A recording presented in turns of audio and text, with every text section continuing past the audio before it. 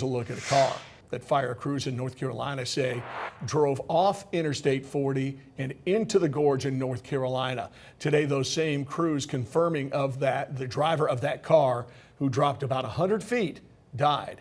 Crews are putting up more barriers and more signs now as a result of that. Yeah, Will Puckett is joining us, and Will, TDOT really using this as a reminder that there's still work going on there. Yeah, and that work is going to continue for a while, Casey. We've shown folks how bad the damage is to Interstate 40 through Cott County and then into North Carolina. After the woman in North Carolina died after driving through multiple barriers, folks in Tennessee now taking the time to remind people that North Carolina is not accessible by Interstate 40 and Tennessee is not accessible by Interstate 40 from North Carolina. Mark Nagy with TDOT says the biggest continual issue they're running into is with commercial vehicles, semi-trucks, truck drivers still trying to go through that route. He says messaging continues to be find a different and safer way.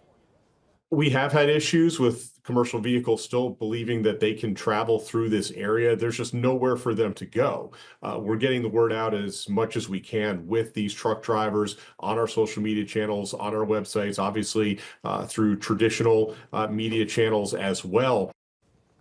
Adding he knows the detour is a headache and a big distance, but it's just simply not safe for semi-trucks to travel these other roads in East Tennessee and really western North Carolina.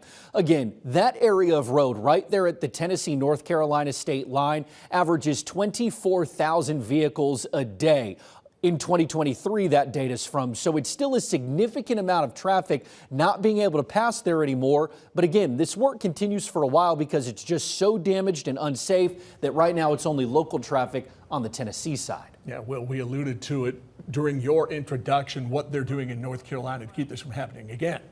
Yeah, those stronger concrete barriers are placed through parts of North Carolina now. Meanwhile, in Tennessee, it's just messaging, signage saying you cannot be here unless you are local traffic. Those semi-trucks really need that message before they hit the split between 81 and 40. There's messaging as I was out there recently.